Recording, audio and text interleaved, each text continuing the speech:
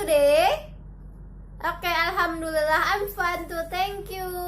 Oke, baik anak-anak, kembali lagi bersama Miss Septi. Kali ini kita akan belajar akidah akhlak. Nah, sebelum kita mulai pembelajarannya, mari kita membaca basmalah bersama. Bismillahirrahmanirrahim.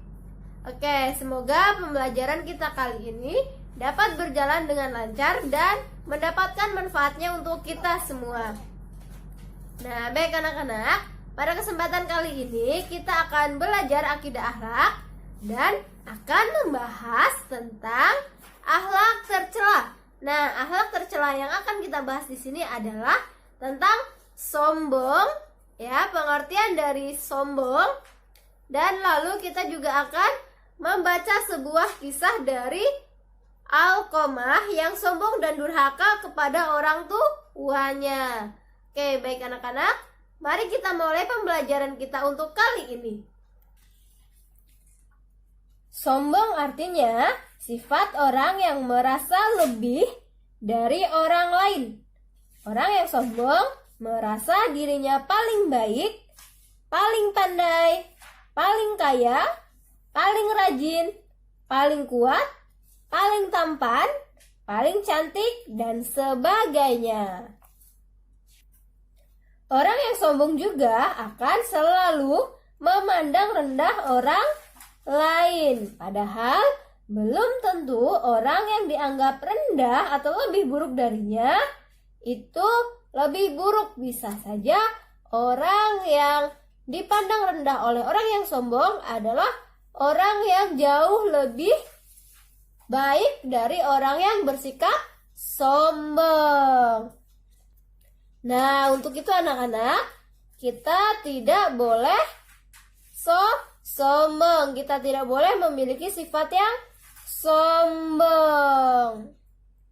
Agar kita terhindar dari sifat sombong, kita harus yang pertama menyadari bahwa nikmat yang kita terima adalah karunia dari Allah yang harus kita syukuri.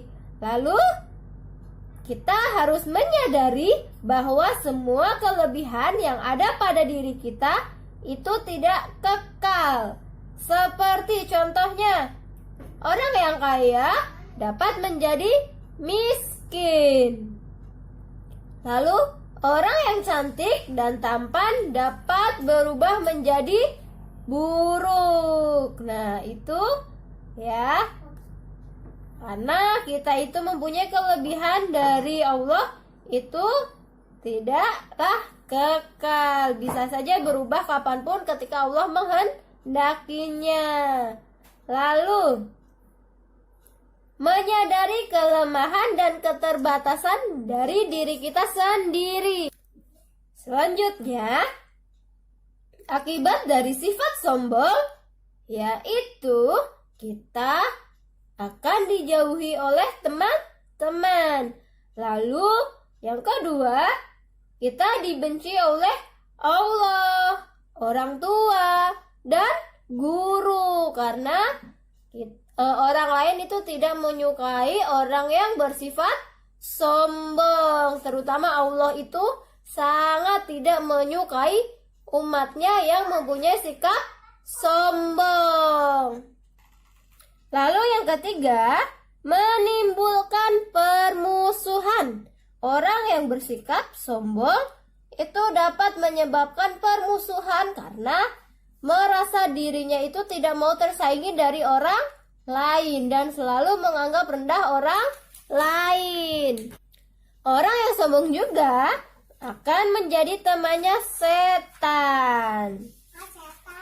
Dan orang yang sombong juga tidak akan masuk surga. Tidak masuk surganya Allah. Lalu yang terakhir, jika mendapat kesulitan, tidak ada yang mau menolongnya. Ya, karena orang itu bersikap atau mempunyai sikap yang sombong, maka ketika terjadi sesuatu atau mendapatkan kesulitan, orang itu tidak ada yang mau menolong karena orang lain sudah tidak peduli dengan dia karena tidak suka dengan sifat sombongnya.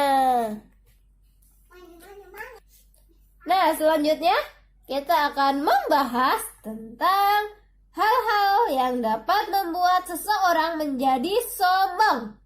Nah, hal apa saja yang dapat membuat orang sombong? Yang pertama yaitu amal ibadah. Yang kedua, keturunan.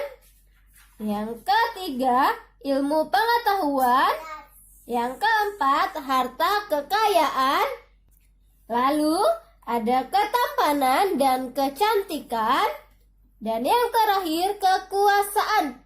Nah, dari 6 hal ini dapat membuat seseorang menjadi sombong.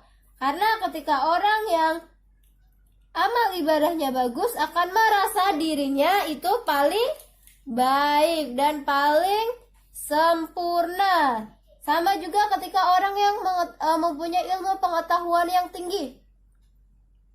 Orang yang ilmu pengetahuannya tinggi akan merasa dirinya itu paling hebat, tidak mau mendengarkan orang lain, tidak mau juga menganggap orang lain itu sama atau orang lain itu lebih pintar dari dia.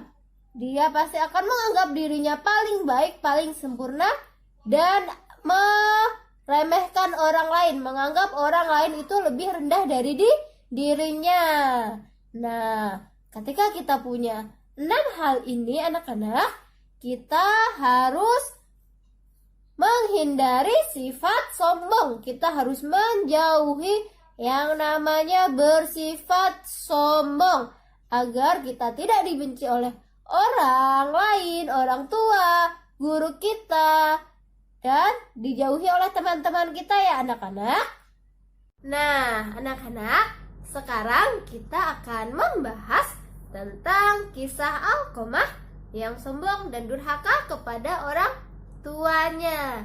Nah, di buku kalian juga ada ya anak-anak. Mari kita baca bersama kisah Alqamah yang sombong dan durhaka kepada orang tuanya. Alqamah adalah salah satu sahabat Nabi Muhammad yang taat beribadah. Dia selalu sholat berjamaah dengan Rasulullah. Ia suka menolong sahabat-sahabatnya. Nah, setelah ia berkeluarga, dia mulai berubah, terutama kepada ibunya. Suatu hari, istri Alqamah menghadap Rasulullah dan mengabarkan bahwa suaminya sedang sakit keras. Mendengar pengaduan istri Alqamah, Rasulullah merasa iba dan kasihan. Beliau lalu mengutus Bilal, Suhaib, dan Ammar melihat keadaan Alqamah. Sesampainya di rumah Alqamah, para sahabat melihat Alqamah sudah dalam keadaan koma. Bilal lalu mentakliknya untuk mengucapkan La ilaha illallah dengan cara membisikkan di telinganya. Tetapi anehnya, mulut dari Alqamah seakan-akan terkunci. Berulang kali mereka mencoba, tetapi mulut dari Alqamah selalu saja tertutup. Mereka lalu bergegas pulang dan melaporkan hal tersebut kepada Rasulullah. Sudah kau coba mentakil di telinganya? Tanya Rasulullah. Sudah, ya Rasulullah, tetapi mulutnya selalu terbungkam rapat, jawab Bilal.